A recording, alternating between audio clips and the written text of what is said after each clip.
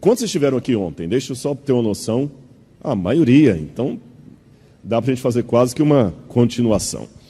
No nosso diálogo de hoje, na nossa conversa, e eu quero cumprimentar também a você que está em casa, não esqueci de você não. Quem estiver assistindo de qualquer lugar do Brasil, do mundo, no seu tablet, no seu smartphone, que Deus alcance você. Ainda que você esteja vendo esse sermão num período não ao vivo, não diretamente, mas gravado na internet, que ele possa servir também de meditação para você. Hoje eu quero dialogar um pouco com vocês a respeito de um livro da Bíblia muito complicado. Eu acho que ele só perde em complicação para o Apocalipse. O Apocalipse é considerado o livro mais tenebroso da Bíblia no senso comum, e fora o Apocalipse é esse livro que é o livro de Eclesiastes.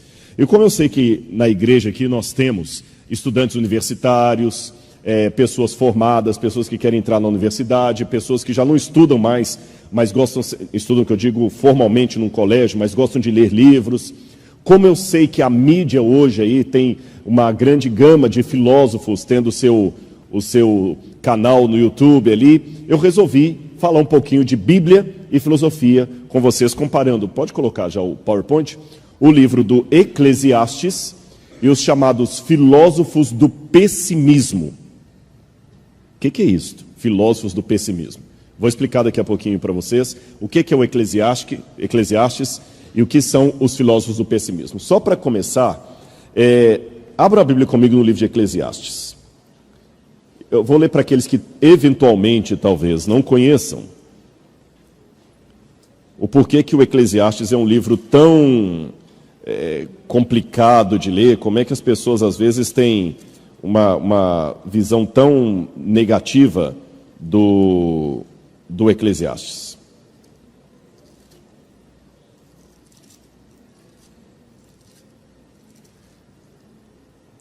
Olha o que ele diz aqui, por exemplo, Eclesiastes, capítulo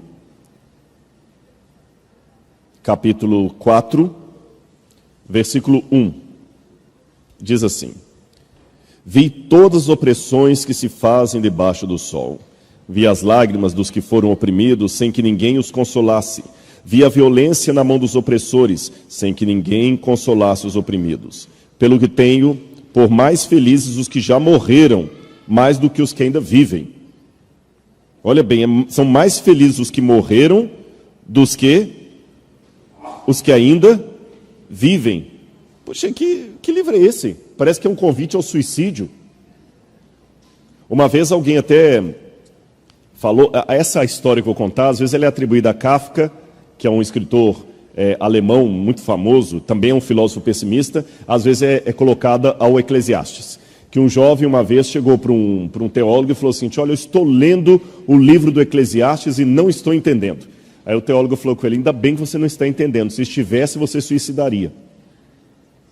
Que é um livro pessimista. Melhor é a casa onde tem luto do que a casa onde tem banquete. Tudo é vaidade. Que livro pessimista. É tão pessimista o Eclesiastes, que eu não sei se os irmãos sabem disso, os judeus custaram a aceitar o Eclesiastes no cânon da Bíblia Sagrada Judaica. E os cristãos também tiveram severas restrições. Por pouco, o livro de Eclesiastes não faria parte da nossa Bíblia. E os filósofos pessimistas, o que são eles? Filósofo pessimista é um termo técnico, ou filósofos trágicos, que se dá para um grupo de filósofos que, a maioria deles ateus ou céticos, que escreveram com tanto pessimismo sobre a vida, que quem estuda filosofia já sabe, esse aqui é um filósofo trágico. Os dois paladinos dos filósofos pessimistas são Nietzsche e Schopenhauer. Eu sou fascinado pelos filósofos pessimistas. E como eu falei ontem, saúde para quem espirrou. Não era para você. É melhor falar saúde. Sabe de onde que vem esse negócio de saúde? Você vê como é que a gente pega. Na Idade Média acreditava-se que quando a pessoa espirrava, a alma saía pela boca. Então se falava saúde para a alma voltar. Então vê se a alma voltou, viu, Ana? Não deixa no chão aí não. Bom, mas voltando ao que eu estava dizendo para vocês, eu sou apaixonado por ler filósofos pessimistas. E eu sei que muitos que estão talvez assistindo em casa essa minha palestra, ou visitantes que vieram aqui, até os membros da igreja, se surpreendem, porque você nunca imagina que um pregador numa igreja vai falar para todo mundo que ele é fã de ler Nietzsche. E corre até o risco de alguém mais conservador falar assim, tem que cortar esse camarada do quadro de pregadores da igreja. Como é que ele vai à frente e fala que gosta de ler um filósofo ateu? Mas eu falo com você porque, em primeiro lugar, que a própria Bíblia fala que a gente tem que examinar tudo e reter o que é bom. Eu acho que é um grande salto de qualidade intelectual você saber o que você concorda e o que você discorda num autor e saber separar. Acho que esse é o melhor. Isso que é o inteligente. Não é pegar a parte pelo todo ou ignorar a parte pelo todo. Há pessoas que, por causa do preconceito, jogam fora a bacia, o menino e a água suja junto. Joga fora só a água suja, guarda a bacia e o menino, que você vai precisar deles depois. Não joga tudo pela janela. Ou também não caia na simplicidade de pegar o pacote pelo todo. Ah, que legal, eu gosto de pão de queijo, você também gosta de pão de queijo, então eu sou igualzinho você. Não. Ele tem gostos diferentes, de repente ele não torce pelo mesmo time que eu, ele tem uma preferência política diferente da minha. Entendem a questão? Eu acho que você tem que saber fazer isso. Segundo, eu admiro a sinceridade de alguém que discorda de mim. Eu vivo num mundo que eu aprendi a viver com diferenças de opinião. O que eu não suporto, o que eu tenho ojeriza, é quando a pessoa não sabe defender com educação o que ele pensa. Ele defende com agressividade, ele defende com arrogância. É igual os haters da internet, aquele pessoal que qualquer coisa que você coloca lá, você é safado, é sem vergonha. Um dia desse eu gravei um vídeo em Israel, alguém colocou lá assim, é mentira, esses pastores estão querendo dinheiro de vocês. Ele fez isso num estúdio, escondido. Gente, eu estava lá em Israel com a equipe. Um fala que eu fui para lá com dinheiro da igreja, bancando para eu ter férias. Outro acha que eu fiz num estúdio para enganar os irmãos. Então, quer dizer, sempre tem gente querendo ser um hater. Esses eu não tenho muita paciência com eles. Mas quando a pessoa discorda de mim, mas de maneira educada, somos simpáticos. E a terceira razão porque eu gosto dos filósofos pessimistas é porque eles foram, para mim, os mais honestos. Desculpem os que pensam diferente. Nietzsche e outros mais foram os mais honestos em mostrar para o mundo o que é a filosofia ateísta. Porque tem muito ateu que acha que você pode ser ateu e mesmo assim ser uma pessoa bem resolvida em todos os sentidos.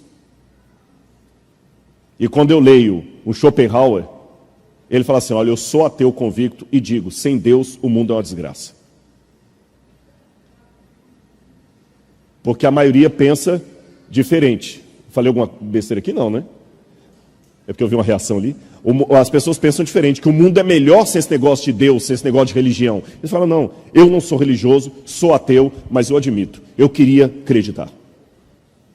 Então eu vou fazer uma comparação entre o pessimismo do livro de Eclesiastes, o pessimismo de alguns filósofos, vou pontuar só Nietzsche e Schopenhauer, porque se eu fosse trabalhar todos aqui, mesmo Nietzsche e Schopenhauer, se isso aqui for para alguém que é especialista em ambos, por favor, lembre-se que eu estou numa igreja, numa pregação, não estou numa tese doutoral que eu vou dissecar o autor e fazer uma exegese dele, uma hermenêutica dele. Eu vou citar alguns pequenos pontos, e mesmo quem é especialista em Nietzsche, alguém às vezes chega a uma interpretação diferente da outra. Eu vou dar a minha. Tipo, eu falo assim, olha, eu leio Nietzsche, mas eu não vi desse jeito que você está vendo, não. Isso é normal no mundo da academia. Ficou claro, então?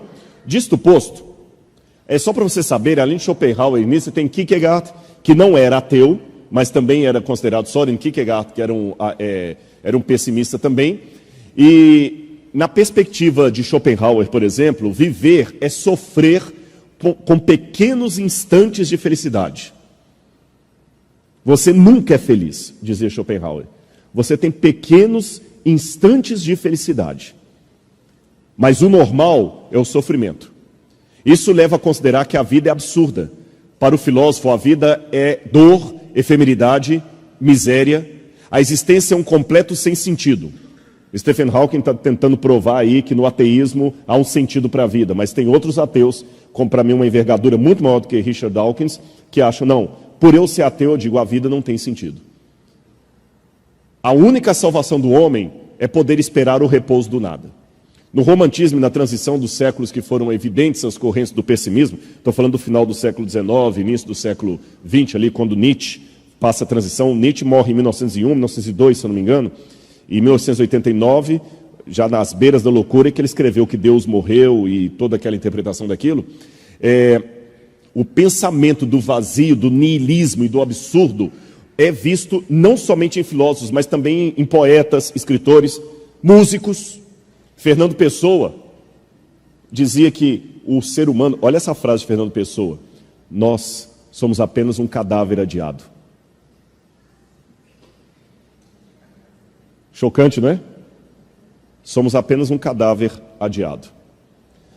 A leitura que o Eclesiastes faz parte, com o pessimismo do Eclesiastes, é chamado na Bíblia de leitura sapiencial. Então, o que eu vou fazer aqui nesse pequeno diálogo? Agora vocês já sabem o que são os filósofos pessimistas, eu já dei o nome de alguns deles. Já ficou claro para todo mundo o que são filósofos pessimistas? É uma corrente filosófica, tá bom? Não é um cara que está de mal com a vida simplesmente, não, é uma corrente filosófica. Assim como você tem o existencialismo, você tem várias correntes, você tem aquilo ali. Então, vou pegar os filósofos agora, vou colocar na parede. Vamos conhecer agora essa parte da Bíblia que a gente chama de literatura sapiencial, ou livros de sabedoria, de poesia. A literatura sapiencial é um estilo literário da antiguidade que tem instruções e conselhos práticos para o dia a dia. É um manual de instruções. Sapiencial vem de sabedoria. Tiago, capítulo 1, verso 5, já está o texto lá.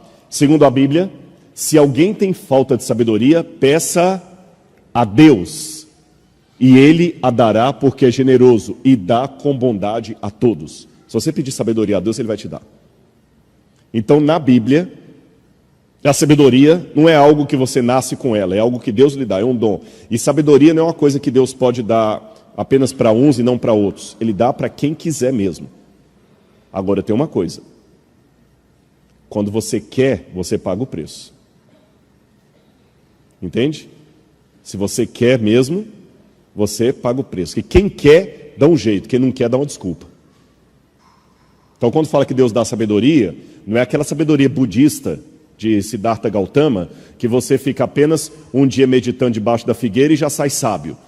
E passa em qualquer vestibular da FUVEST, aqui no Rio da UFRJ. Da RFJ. UFRJ. Hã? Na PUC, qualquer um, né? Qualquer um, né? Seria tão fácil assim, né? Chegar, passou embaixo da figueira, chega lá, já passa o vestibular. Não é assim. Você tem que estudar. Então, Deus vai dar a sabedoria. Qual foi a frase que eu falei? Quem quer, dá um jeito. Quem não quer, dá uma desculpa. Tá bom? Continuando. Deixa eu falar para vocês um pouquinho, então, da sabedoria no Oriente Médio. Que a Bíblia, esse livro que está na minha mão aqui, ele não foi escrito no aterro do Flamengo. Ele não foi escrito em português. Ele foi escrito em aramaico, hebraico e grego.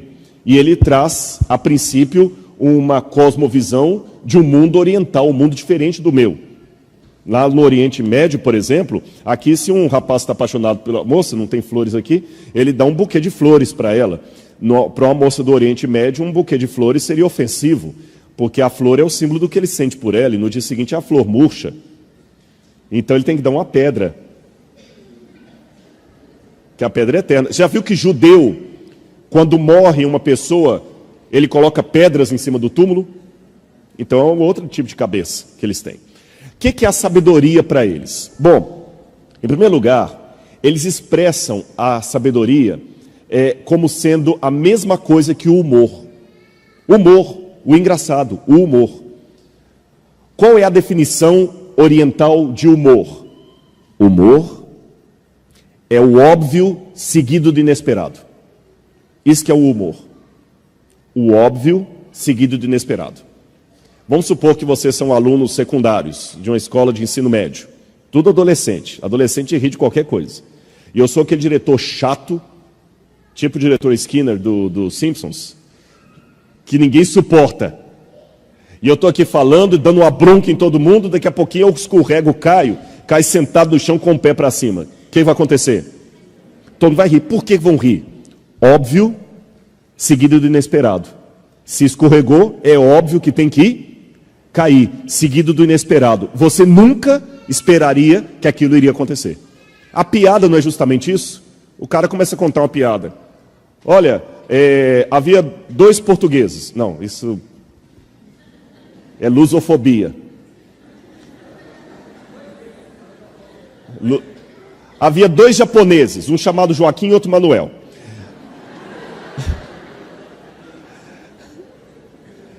Isso é humor. É o óbvio seguido do inesperado. Você nunca espera que a história vai terminar daquele jeito. Entenderam o que é o humor? E o que é a sabedoria? A mesma coisa. É o óbvio seguido do inesperado, aquilo que você nunca espera. Mas é o óbvio. Por que kamikaze usa capacete? No teu piloto kamikaze, aquele que vai com o avião lá, para que ele usa capacete? Você vai morrer. Não é? Querem saber? Ah, não querem não? Então tá bom. Continuando aqui o que eu estava dizendo. Hã? Tá bom. Lembra que o humor e a sabedoria estão ali. O que é sabedoria? O óbvio seguido do inesperado. Se um camarada bater com um avião, o capacete não vai proteger a cabeça dele. Ele não está de moto, ele está de avião. O capacete é para comunicação com a base. Por isso que a kamikaze usa capacete. É óbvio ou não é? Mas você esperava que era essa a resposta? Humor e sabedoria. Uma vez um rabino estava com os alunos e perguntou assim: o que vocês preferem? Um cavalo veloz ou um cavalo pangaré quase parando? Todo mundo falou assim: um cavalo veloz. E o senhor, professor? Depende. Depende de quê? Se eu estou do lado certo ou do lado errado da estrada. Se eu estou do lado errado, um cavalo veloz é uma desgraça, porque quando eu vi que estou errado, eu já estou muito longe. O óbvio seguido do inesperado. Agora é interessante que, quando eles iam colocar isso nos textos, principalmente na Bíblia, eles não colocavam em forma de tese, como a gente escreve. Quando eles iam falar uma coisa muito séria, eles usavam a poesia. Olha que interessante. Eu não sei se tem gente da área de letras aqui, mas no Ocidente, no Brasil, a gente pensa em poesia geralmente em romance. No Oriente Médio, a poesia e a música por tabela. Não é para tocar agora. Não. A música por tabela não era apenas o lado romântico, que é o que mais desperta, emotivo, era o lado intelectual. Por quê? A poesia e a música que eles colocavam na poesia era a melhor maneira que eles tinham de fazer um auditório que não tinha acesso à literatura decorar a mensagem. Então olha que interessante, se eu estivesse vivendo nos tempos bíblicos e estivesse dando um sermão para vocês aqui, eu falaria em prosa. Quando eu parasse de falar em prosa e começasse a falar em poesia, na hora, espera aí que isso é importante. Porque começou a falar em poesia. E se aquela poesia fosse cantada, aí que todo mundo prestava atenção, que é algo para você decorar. A maioria das pessoas não sabiam ler nem escrever. Então o acesso que elas tinham informação através da memória. Por isso que os livros de sabedoria eram colocados em forma de música e poesia. E a poesia não era rima nem métrica. Era paralelismo. Era paralelo. Não é batatinha quando nasce e se esparrama pelo chão. Não, como é que é? É isso mesmo, né? Mamãezinha quando dorme põe a mão no coração. É o contrário? Mamãezinha quando esparrama pelo chão põe a batatinha no coração. É mais ou menos isso aí. Entenderam então o ponto? Eles trabalhavam com paralelismo. Bom, eu quero terminar meu sermão aqui 9 horas. Tudo bem? Posso então brincar com vocês um pouquinho de Bíblia? Vamos conhecer a Bíblia? Querem? Porque eu falei dos filósofos pessimistas, vou falar do Eclesiastes, depois eu vou juntar os dois. Mas como professor eu quero que você saiba bem o que é um e o que é outro. Então vamos brincar um pouco com o texto bíblico? Olha, por exemplo, o Salmo 115, 4 a 7. Isso chama-se elipsis. Salmo, ou elipse. Elipsis é grego. Salmo 115, 4 a 7. A elipsis, eu vou explicar a vocês o que é. É quando eles colocam a música ou a poesia assim. O cachorro e a cadela. O galo e a galinha. O pombo. Aí o que você está esperando? A pomba, mas eu não falo de propósito. O fato de eu não falar produz na sua mente... Gente, eu estou falando do Oriente Médio Antigo, não estou falando que esse é o método que se usa hoje. Produz na sua mente uma necessidade de completar a frase. Aquilo ajuda na memorização. E muitos salmos usam essa técnica. Olha esse aqui, por exemplo, do 4 ao 7. Prata e ouro são os ídolos deles, obra das mãos de homens. Tem boca e não falam, tem olhos e não veem, tem ouvidos e não ouvem, tem nariz e não cheiram, tem mãos e não apalpam, pés não andam. Aí fala assim, garganta, som. Aí o tradutor colocou assim, nenhum som sai da garganta. Mas no hebraico está assim, garganta, som. O que está faltando? Tem garganta, mas não tem voz.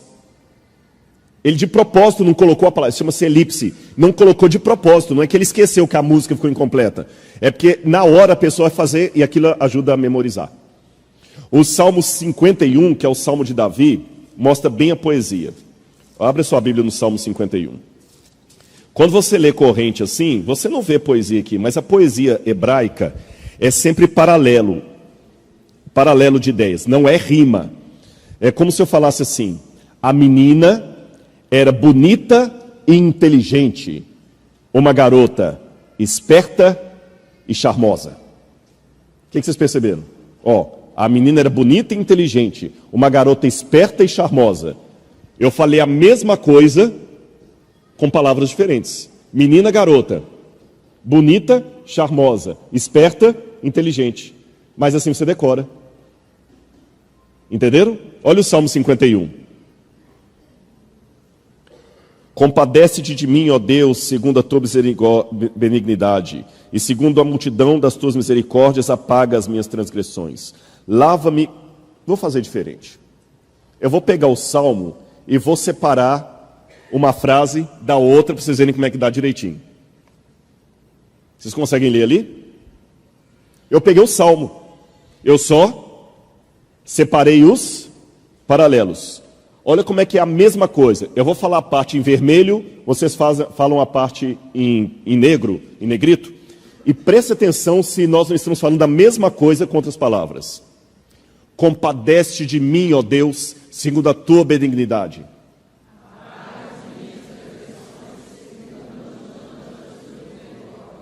Lava-me completamente da minha iniquidade, pois eu conheço as minhas transgressões. Contra ti somente pequei, de sorte que és justificado em falares. Eis que eu nasci em iniquidade. Eis que desejas que a verdade esteja no íntimo. Purifica-me com esopo e ficarei limpo. Faze-me ouvir júbilo e alegria. Esconde o teu rosto dos meus pecados. Perceberam? Isso é sabedoria. A Bíblia se preocupa com a didática. Eu podia dar outros exemplos mais para vocês. As instruções de Amenemop, por exemplo, no Egito, mostram que outros países vizinhos a Israel nos tempos bíblicos também tinham livros de sabedoria. Lembra que a sabedoria se expressava pela música, pela poesia. Às vezes tinha prosa também. O livro de Amenemop, que é esse pergaminho que vocês estão vendo aí, tem passagens que são idênticas à da Bíblia. Por exemplo, Provérbios diz assim: inclina o teu ouvido e ouve as palavras dos sábios, e aplica o teu coração ao meu conhecimento, porque te será agradável se o guardares no teu íntimo, se aplicares todas elas aos teus lábios. Aí você vai no texto egípcio, está lá: dá teu ouvido e ouve o que te digo, e aplica o teu coração para aprender. E é bom para ti para colocá-los no teu coração. Deixe-os descansar no cofre do teu ventre, para que possam atuar como um pino sobre a tua língua. Tem muitas passagens da Bíblia que são encontradas ali. Aí tem aquela questão: mas será que foi a Bíblia que copiou Amenemop ou Amenemop que copiou Salomão? Eu acredito que foi o do Egito que copiou Salomão, pela datação. E Salomão, ele casou entre várias pessoas com uma rainha, uma princesa do Egito. Então o Egito teve contato com a sabedoria de Salomão. Lembra que a rainha de Sabá, que veio da Etiópia, foi lá para conhecer Salomão. Parece que os provérbios de Salomão chegaram até ao Egito. Provérbios 31, que fala da mulher virtuosa, tem um acróstico. Cada verso do provérbio começa com uma letra do alfabeto hebraico. Aleph, Beit, Gimel, Dalet. Cada verso começa com uma letra do alfabeto hebraico, direitinho. Então são formas que a Bíblia tem de ajudar a decorar o texto. Agora, para terminar essa parte aqui, vamos entender em que bolsão da Bíblia estão os livros de sabedoria. Está claro para todo mundo? Os que são visitantes estão vendo? Agora eu vou mostrar a você como é que a Bíblia está formatada. Porque você vê a Bíblia no livro de capa preta aí, de Gênesis, Apocalipse, e tem gente que fala comigo assim, Rodrigo, é difícil ler a Bíblia. Você que tem em casa, às vezes, também tem essa dificuldade. Que eu começo a ler, eu não entendo aquele arranjo dos livros. Eu preferi uma coisa de A a Z. A Bíblia está arranjada por temas. A Bíblia, na verdade, é uma coleção de 66 livros, segundo o cânon protestante e evangélico, 66 livros. A Bíblia católica tem alguns livros a mais, são os deuterocanônicos, o que os protestantes chamam de apócrifos. E essa coleção de livros da Bíblia, Bíblia significa coleção de pequenos livros, ela pode ser arranjada como se fosse uma estante mesmo. Os 5 primeiros livros da Bíblia, estão lá em cima, ó, Gênesis, Êxodo, Levítico e Números, são os livros de Moisés, a lei de Moisés. São os livros da lei, que contam a história da origem do mundo. Depois vem Josué, Juízes, Rute, que conta a história do povo de Israel antes da monarquia. Aí depois você tem Samuel, Reis e Crônicas, que conta o período da monarquia de Israel e da destruição pelos babilônios. Depois vem Esdras, Neemias e Esther, que conta o período do fim do cativeiro babilônico e o início da reconstrução dos muros de Jerusalém.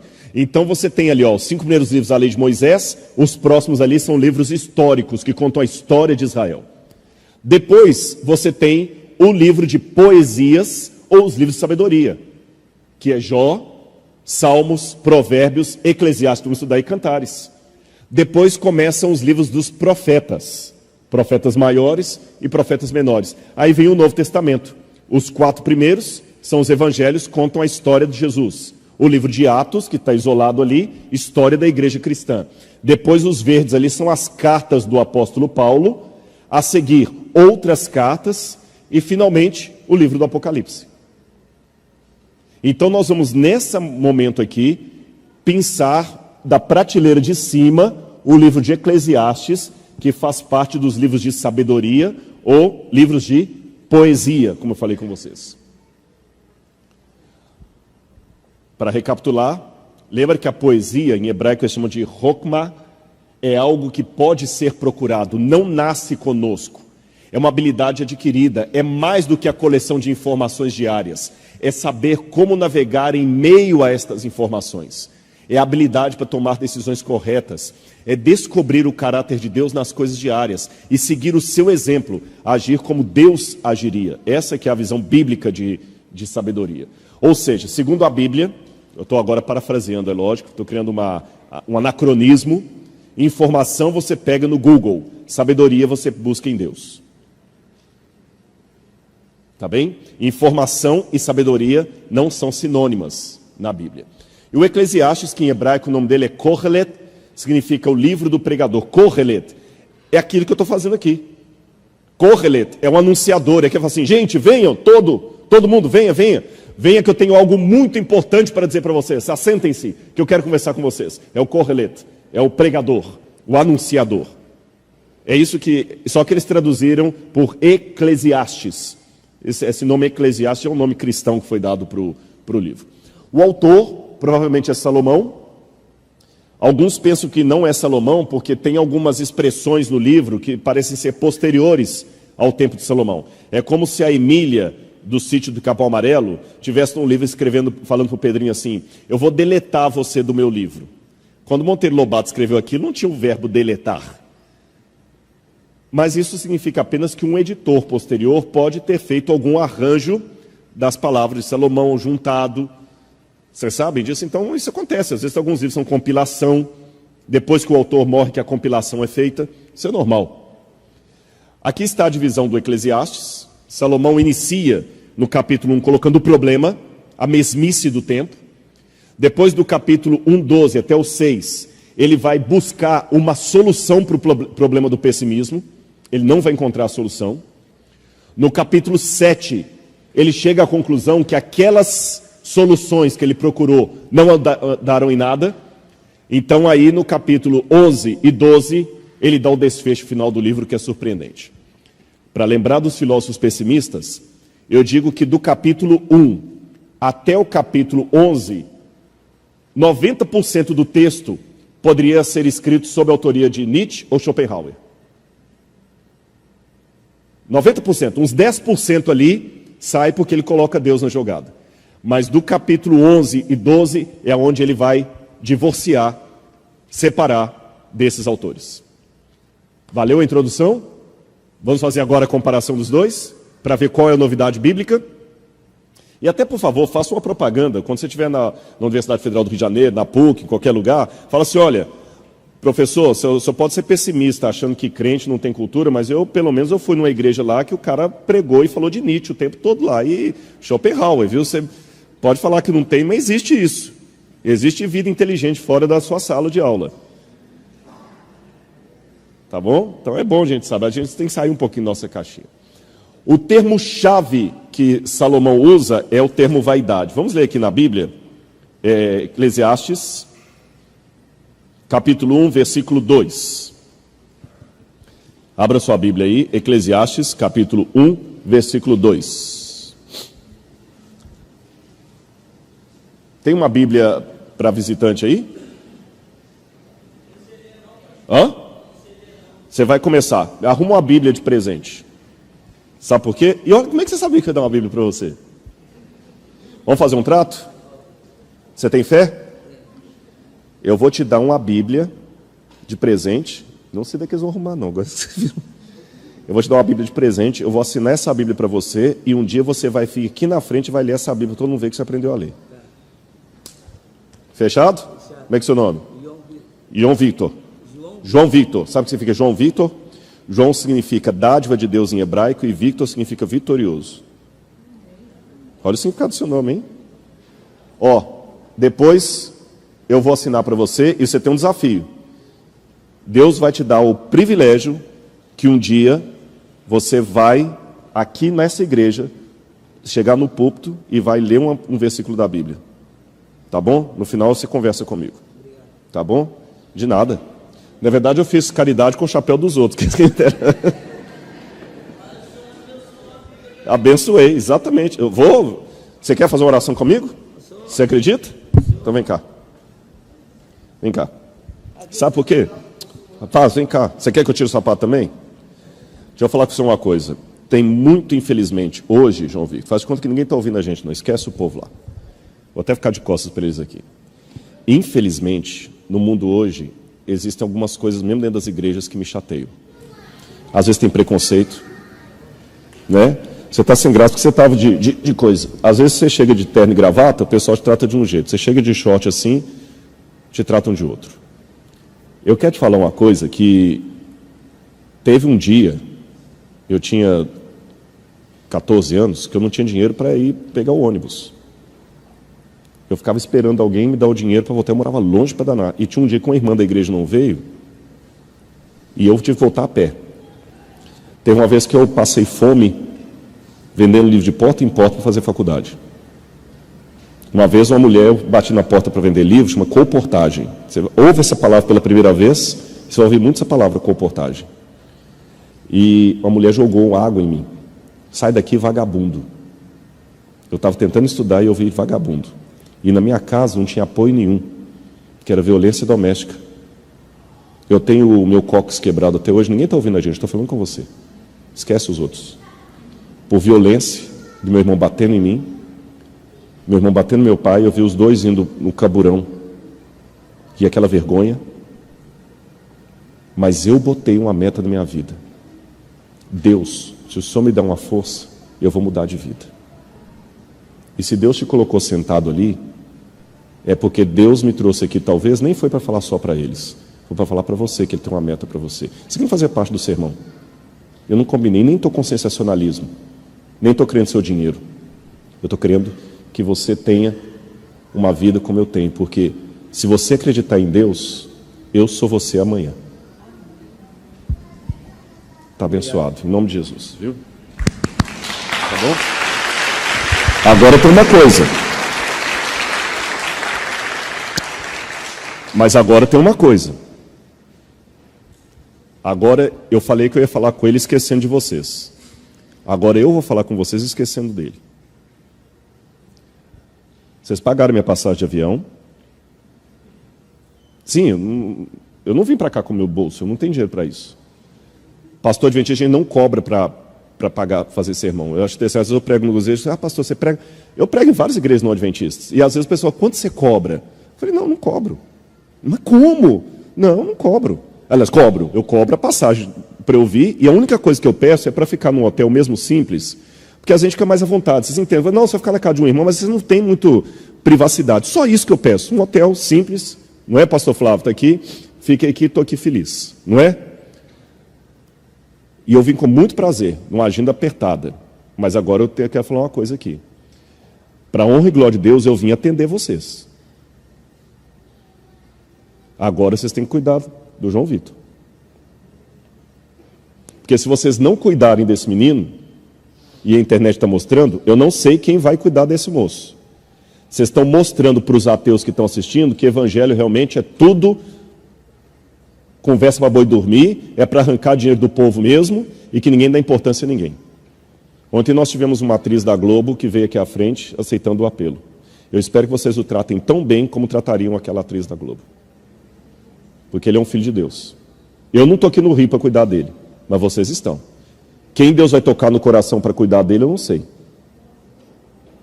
Mas não me façam passar vergonha. E nem a Cristo. Porque como eu falei ontem, eu vi que tem várias visitas aqui, a única doutrina adventista que muita gente vai sair aqui é o comportamento seu nessa igreja. E a sua vida é a única Bíblia que muitos deles vão ler. Em nome de Jesus, tá bom? Vamos fechar agora, vamos voltar para o tema, senão daqui a pouquinho vocês não voltam mais. Porque já, gente, 15 para as 9, deixa eu ir. Não, e o pregador também tem que tomar vergonha. Já pensou, pastor Flávio? Ele me traz aqui, vem as visitas, aí eu anuncio o sermão. 120 razões porque eu sou um cristão. 4 horas depois do sermão, estou na razão número 5. Não fica mais ninguém. Fiquem tranquilos que eu vou terminar 9:05, 9:10 no máximo. Voltando. Eclesiastes capítulo 1, versículo 2. Vaidade e vaidade, diz o pregador. Tudo é vaidade. No hebraico, que é aqueles palavrões que vocês estão vendo ali, é um pouquinho diferente. Lá está escrito aqui, ó. Havel, Havalim. Sopro de sopro. Suspiro de suspiro. Que eles traduziram como vaidade, porque eles traduziram vaidade por causa do latim. Vanitas, vanitam. Vanitum. Vaidade. Mas não é bem vaidade que está no hebraico. Havel é um sopro assim, ó. Sabe quando você está cansado? Isso aqui em hebraico é Havel. Havel, Havalim, o construto. Quer dizer, sopro de sopro, suspiro de suspiro, vapor de vapor. Amor, correlet. Suspiro de suspiro, diz o pregador. Havel, Havalim. Hakol, Havel. Suspiro de suspiro, diz o pregador. Ou vapor de vapor. Tudo é vapor, tudo é suspiro, tudo passa. É diferente da palavra ruach, que é vento em hebraico. Vento em hebraico é... Mas o Havel é um vento assim. Entenderam agora? Sim ou não? É isso que o Eclesiastes está falando que é a sua vida. Somos um cadáver adiado. Tudo passa. Essa foto aí de Rosa Camfield, uma senhora de 103 anos, que morava em Chandler, no Arizona, e ela tirou uma foto com uma bebê que foi batizada com o nome de Kylie. E eles tiraram a foto da senhora de 103 anos com a menininha. Viralizou essa foto aí na internet. Mas eu quero pegar um outro aspecto dessa foto. Essa senhorinha de 103 anos, que já não consegue mais andar, um dia foi um bebezinho como aquele. Correu, brincou, pulou. E aquele bebezinho, um dia vai ser, se não morrer antes, uma velhinha daquela. Ou seja, aqui eu vou voltar para os filósofos pessimistas. Por mais hoje que você esteja disposto, animado, correndo, pega ônibus, faz esporte, atleta, um dia, mais cedo ou mais tarde, a gravidade vai começar a funcionar. Você vai descobrir a gravidade de Newton, sem precisar estudar física.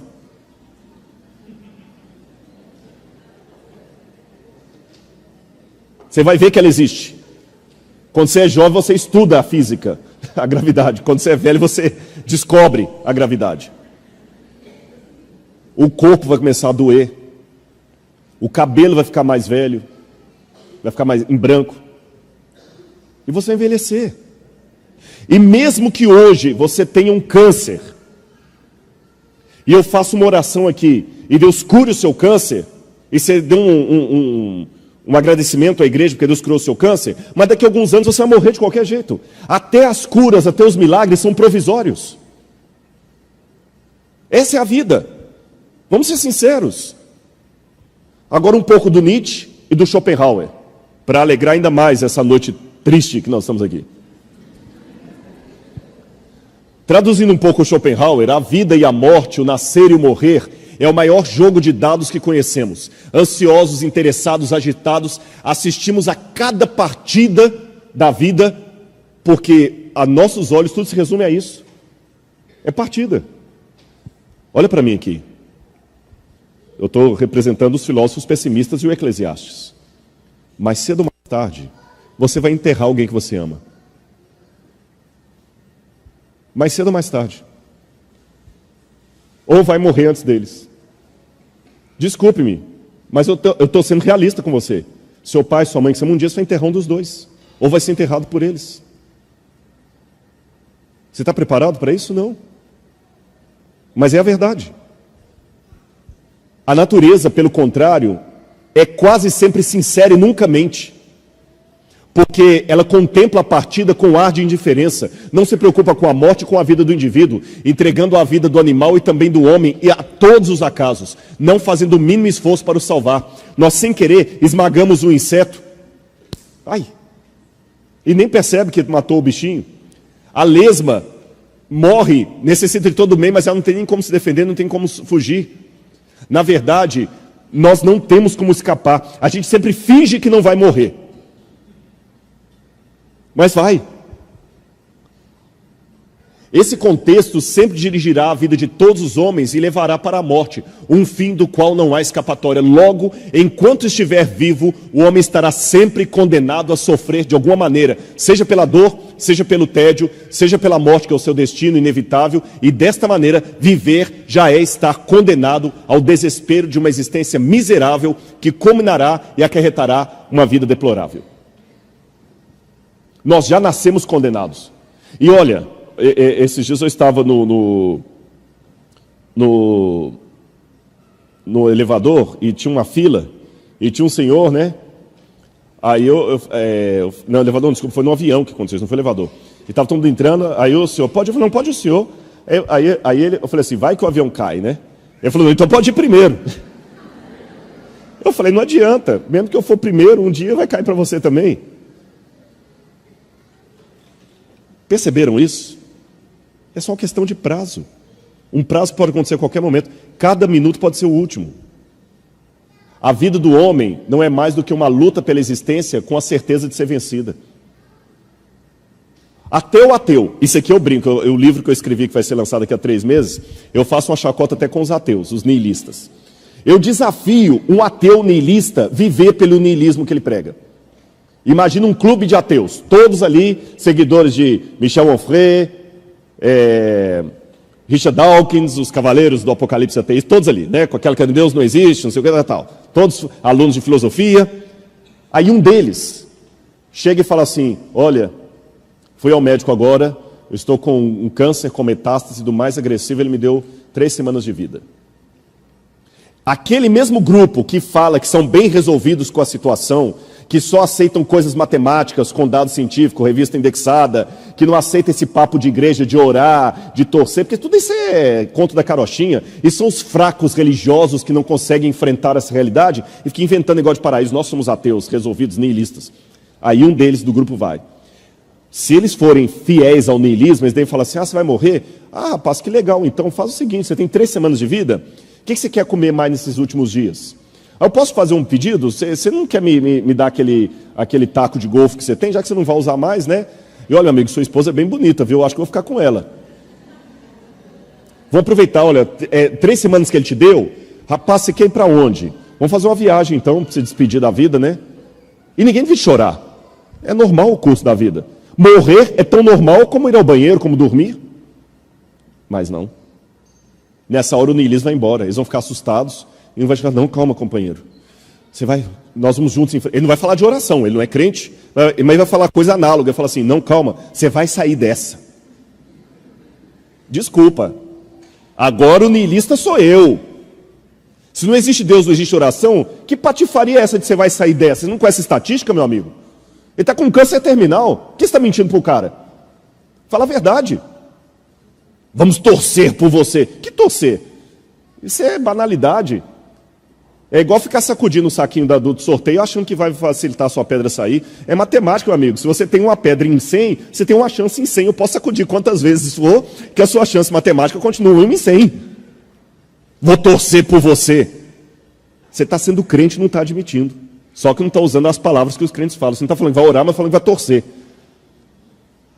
Percebeu a questão? Vamos ser realistas. Aí vem o Nietzsche. O Nietzsche é um pouco diferente do Schopenhauer. O Nietzsche foi muito influenciado por Wagner, o grande músico, compositor, e por Schopenhauer. Mas o Nietzsche tem um momento da vida dele que ele rompe com o Schopenhauer, e o Nietzsche procura ser um pouco mais otimista. Porque o Schopenhauer foi bem deprê mesmo. Você lê o Schopenhauer, dá vontade de dar um tiro no ouvido. O Schopenhauer fala assim, acabou mesmo. O Nietzsche não. O Nietzsche fala o seguinte, não, pelo contrário. Os homens não têm de fugir da vida como os pessimistas, mas como alegres convidas de um banquete que desejam suas taças novamente cheias e dirão à vida, uma vez mais, temos a arte para não morrer de verdade. A recompensa final dos mortos, dizia Nietzsche, é morrer apenas uma vez. Depois que eu morrer, eu vou ter a chance que eu não morro nunca mais. Mas em compensação, o que o Nietzsche fez? Se entregou uma vida de orgia. Você sabe que o Nietzsche teve sífilis, até um dos motivos possíveis da loucura dele foi isso aí. Bebia para danar, gostava de bordel, entregou-se ao hedonismo máximo, porque Nietzsche reconheceu que era um saco. Então ele falava muito do morrer dançando, da dança da morte, dos bodes, o trágico, a dança trágica. Agora, Salomão também chegou a essa conclusão, que a vida toda é passageira, é um sopro, é um Ravel. Isso aqui é a vida. Só que Salomão faz um contraste. Deus é eterno. O ateu não aceita Deus, mas eu faria uma pergunta para os ateus que me assistem. Você não acredita em Deus, mas você que é ateu, eu te faço uma pergunta, a eternidade existe? Eu nunca vi nenhum ateu discursando sobre a eternidade. A eternidade existe ou não? Sim ou não? O tempo começou, segundo Stephen Hawking e os físicos. O tempo começou no Big Bang. Não tinha tempo antes. Antes do Big Bang não havia tempo. O tempo começou. O tempo vai ter um fim? Ou o tempo vai ser agora ad eterno? O que há depois do tempo, quando o tempo acabar? Agora que vem a questão. Salomão, então, depois que chegou todo esse pessimismo, ele começou, muito parecido com os filósofos pessimistas, a buscar alguma forma de compensar aquela dor, aquele vazio. Então, capítulo 1, verso 13, diz que ele começou a buscar conhecimento. Apliquei o coração a esquadrinhar e a informar-me com a sabedoria de tudo quanto sucede debaixo do céu. Esse enfadonho trabalho impôs Deus aos homens para nele os afligir. O que Salomão está falando aqui? Que o saber é o enfado da carne. Salomão fala assim, olha gente, eu procurei conhecer tudo, estudei tudo, matemática, astronomia, tudo que ele tinha à sua disposição na época. Tudo, lia tudo. Encheu Jerusalém de livros e tudo mais. Só que Salomão chegou à conclusão que quanto mais ele sabia, pior ele ficava. Por isso que Salomão falava, o saber é o enfado da carne. E de novo Salomão está parecido com os filósofos pessimistas, porque essa mesma expressão eu encontrei em Schopenhauer, eu encontrei em Nietzsche, eu encontrei em Camus, eu encontrei em Cioran. A consciência é uma doença. Até Dostoiévski, que não era ateu, também falou isso. Porque é horrível saber. Vocês assistiram Matrix? Lembra que no Matrix tinha o Reagan? Tem um diálogo do Reagan que o agente Smith pergunta assim: nós temos um acordo, senhor Reagan. Aí o Reagan fala assim: você sabe, eu sei, esse bife não existe. Porque no Matrix tudo era, né? Esse bife não existe. Eu sei que quando eu colocá-lo na minha boca, a Matrix dirá ao meu cérebro que ele é suculento e delicioso. Depois de 9 anos, você sabe o que eu percebo? A ignorância é uma bênção. Diz, é melhor não saber mesmo. É melhor não saber. Porque quando você sabe todas essas coisas que eu li, eu confesso a vocês, é igual eu falei do Kafka, você tem que cuidar para não suicidar. Saber que tudo acaba. Olha o que diz também o Arthur Schopenhauer. Quanto mais claro é o conhecimento do homem, quanto mais inteligente ele é, mais sofrimento ele tem. O homem dotado de gênio sofre mais do que todos.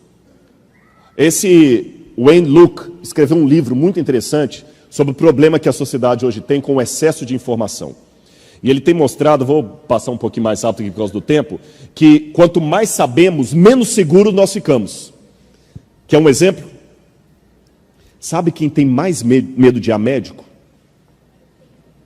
Outro médico. Que ele está na cirurgia, ele sabe coisas que eu, como leigo, não sei. Eu me entrego, vai. Principalmente quando é endoscopia. Ai, que delícia aquele negócio que eles põem. Não dá para fazer de novo, não? Dá uma sensação gostosa aquele negócio, né? Você está de boca aberta, é o negócio depois que você sai, você não pode dirigir. Mas você fala tanta bobagem. Ainda bem que as minhas bobagens todas deram para coisa de igreja. Eu fiquei feliz, viu? Eu tomei endoscopia uma vez, sendo no hospital, botando a mão na cabeça dos enfermeiros, orando. Graças a Deus, minha bobagem deu para esse lado aí. Mas a ignorância te protege. E hoje, com esse excesso de informação, a gente não está aguentando. Só para você ter noção, no século... o New York Times, hoje, tem mais informação do que uma pessoa adquiriria em toda a sua vida no século XIX, que morasse na Inglaterra. Até o final do ano estarão disponíveis mais de 3 bilhões de páginas na internet. Hoje existem no Brasil mais de 100 TVs a cabo, em diversas línguas, com diferentes especialidades. Há 100 anos, havia 200 revistas científicas indexadas no mundo. Hoje tem mais de 100 mil. Todos os anos é produzido 1,5 bilhão de gigabytes de informação impressa. Se essa informação fosse dividida para as pessoas, cada um tinha que ter um computador de 7 computadores pessoais em casa. Até o final do ano estarão... o excesso de informação já produziu até mesmo a versão atualizada de hipocondríacos, são os cybercondríacos. Pessoas que não estão aguentando mais, e é verdade, você não aguenta mais tanta informação, é tanta coisa que tem que conhecer. A maioria dos sintomas hoje são sérios. Salomão viu que o excesso de informação não resolvia o problema da angústia dele. Os filósofos pessimistas também chegaram à mesma conclusão, que o excesso de informação, de diploma, de doutorado... Gente, eu fiz 2 doutorados e um pós-doutorado e continuo tendo diarreia como todo mundo. Pelo contrário, o que você mais sabe depois disso é o tanto de coisa que você não sabe. Se o pastor falava, Rodrigo, você pode vir aqui na igreja? Posso. É porque ele já sabe a área que eu falo. Você fala assim, faz um sermão aqui sobre psicologia do adolescente. Fala, não, desculpa, de jeito nenhum, não atrevo nem a abrir a boca. Você entende a questão? Aí Salomão, quando viu que não dava certo com o conhecimento, e os filósofos pessimistas também, Salomão tentou uma outra coisa. Hedonismo, prazeres. Aí o livro de Eclesiastes fala que ele tentou tudo. Acumular riquezas, posses, mulher, bebida, tudo que ele podia. Tudo. Salomão teve não sei quantas concubinas e amantes. Ele teve sexo com mulher de tudo enquanto é jeito. E provavelmente, até com homens. Porque o livro Patriarcas e Profetas e Reis diz que ele começou a ter até tendências efeminadas. Aliás, desculpem, eu espero que eu não receba agora nenhum processo e seja acusado de homofobia, mas eu tenho cá as minhas dúvidas, não sou psicólogo, se o excesso de casos de homossexualismo que nós estamos tendo hoje são casos reais de homossexualidade ou é modismo, porque o público já cansou, o sexo ficou tão banal que agora sexo com pessoa do mesmo sexo já perdeu a graça, agora tem que ser com o dia que ficar... porque, por exemplo, na Europa, agora já tem gente defendendo sexo com animais. Na Alemanha, agora, recentemente, teve um grupo lá querendo o direito de poder ter casamento com seus animais. Isso aqui não é fake news. Não é fake news. Tá bom? Eu poder ter relação com o meu animal e ser amparado por lei, isso. E um grupo de deputados não está querendo permitir que isso aconteça em Berlim. Não é fake news. Então tem um modismo. Salomão também. Porque o que é proibido só é proibido enquanto é raro. A hora que se torna parte da sua dia, perde a graça. Por isso que as pessoas, os velhos que gostam de droga, falam assim, hoje não faz maconha como antigamente. Não é que não faz maconha como antigamente. É porque você já está tão viciado que ela não faz mais o efeito que fazia antigamente. É esse que é o ponto. Bom, Salomão então, de novo, não vou ler os textos bíblicos por causa do tempo, ele ficou frustrado. Ele ficou frustrado, porque tentou tudo aquilo também e não deu certo. O Nietzsche também. Olha o Schopenhauer, olha o que o Schopenhauer falou. A riqueza influencia-nos como a água do mar. Quanto mais bebemos, mais sede temos. E o Schopenhauer tem uma hora que ele fala o seguinte, a vida é uma constante oscilação entre a ânsia de ter e o tédio de possuir. Não é isso que nós temos hoje? Quer um exemplo? Eu tenho 47 anos. Parece mais novo. Eu uso produtos Jequiti.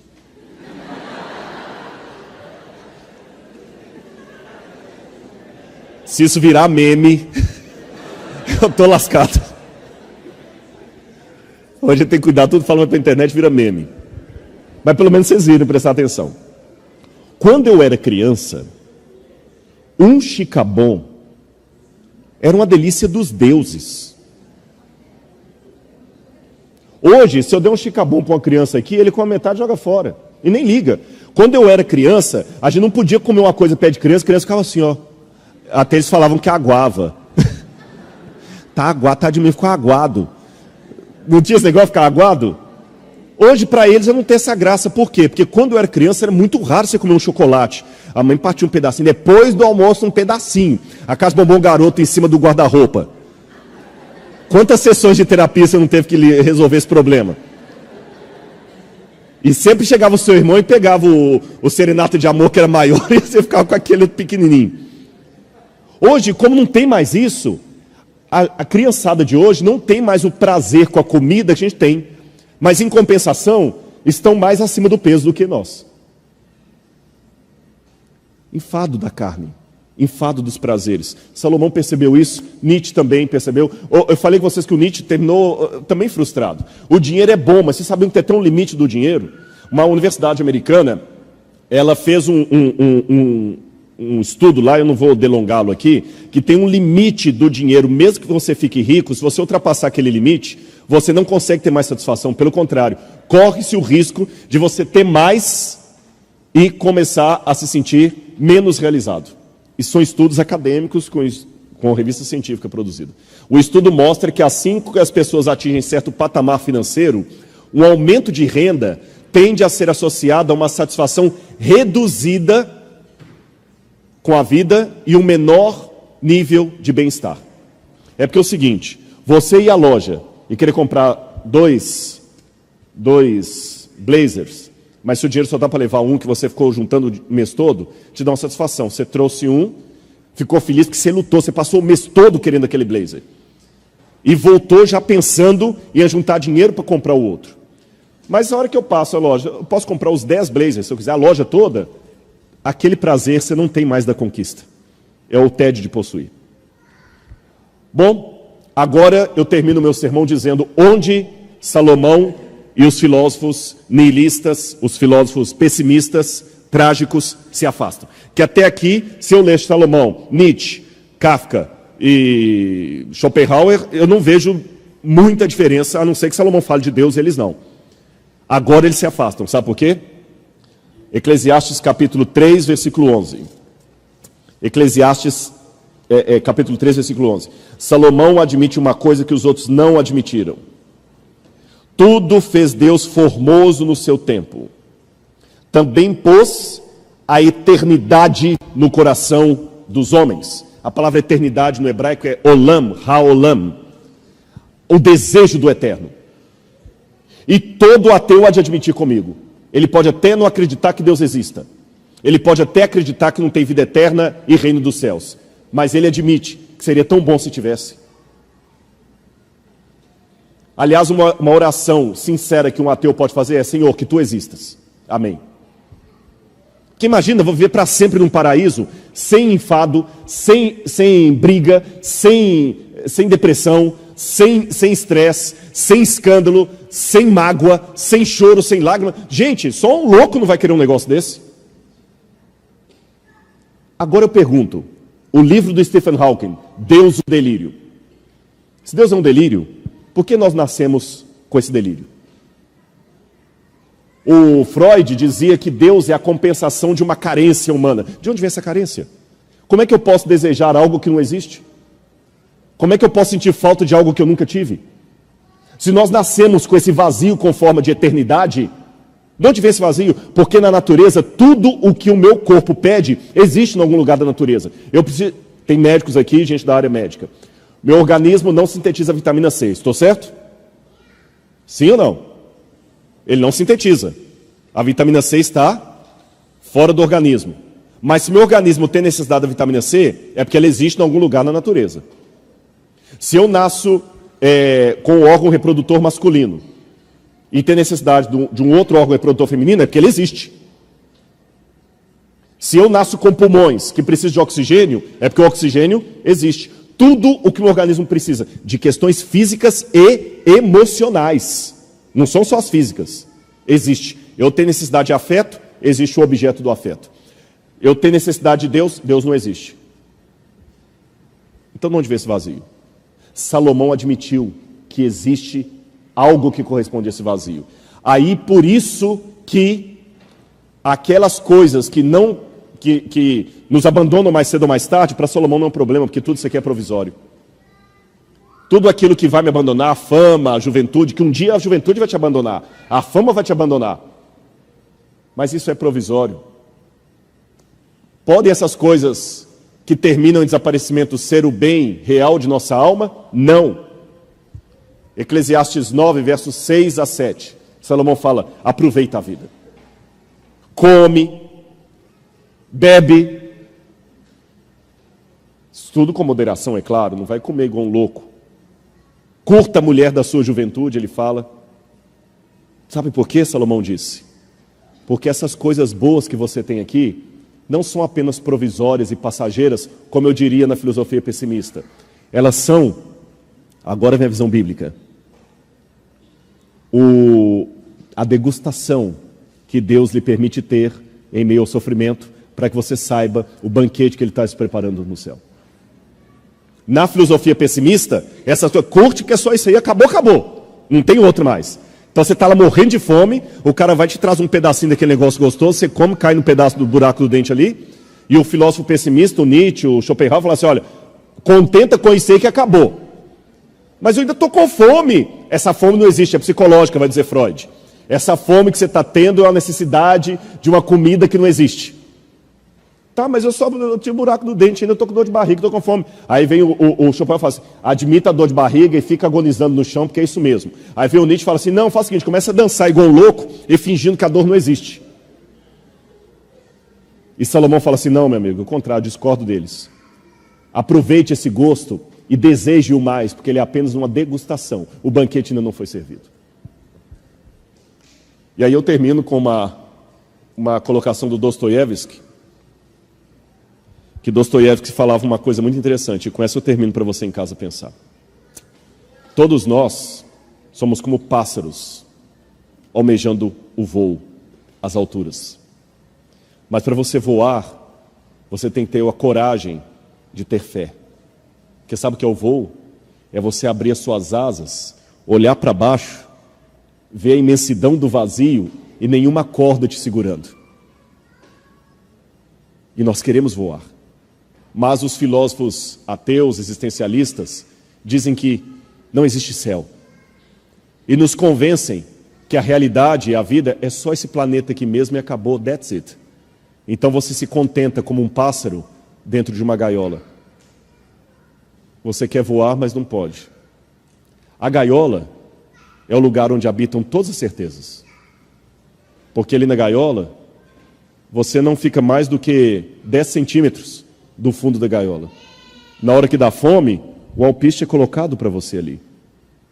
E você come o alpiste. E canta uma música que quem está fora pensa até que é bonita, mas é um canto triste de um pássaro preso. Deus colocou a eternidade no seu coração. Deus colocou asas para você voar para o céu.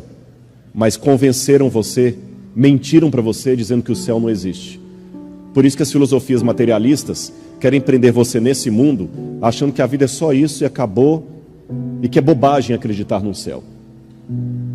Aí você fica pessimista, comendo o seu alpiste, cantando para o seu dono, na certeza de uma gaiola existencialista que lhe fecha para algo muito melhor. Por isso que Salomão falou: eu posso ter começado como um pessimista, mas eu não termino meu livro como um pessimista. De tudo o que se tem dito, conclui Salomão, a suma é: teme a Deus e guarda os seus mandamentos, porque este é o dever de todo homem, porque Deus há de trazer juízo a todas as obras, quer sejam boas, quer sejam más, até as que estão escondidas. Com todo respeito aos meus amigos ateus, céticos, você pode até se contentar com a gaiola. Esse pássaro aqui preferiu voar. Que Deus abençoe cada um de vocês. Amém? Vamos ficar em pé e fazer a oração final.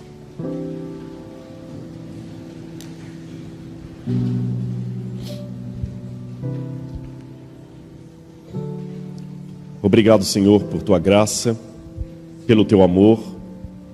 Obrigado pela certeza viva de que nós temos um Deus que nos permite alçar voos e alcançar terrenos muito maiores do que a efemeridade do solo de uma gaiola. Abençoa a todos aqui, Senhor, a todos os visitantes que estão conosco, e nessa oração eu coloco de maneira especial o nome do João Victor. Se o Senhor colocou aqui na igreja, o Senhor tem um propósito para a vida dele.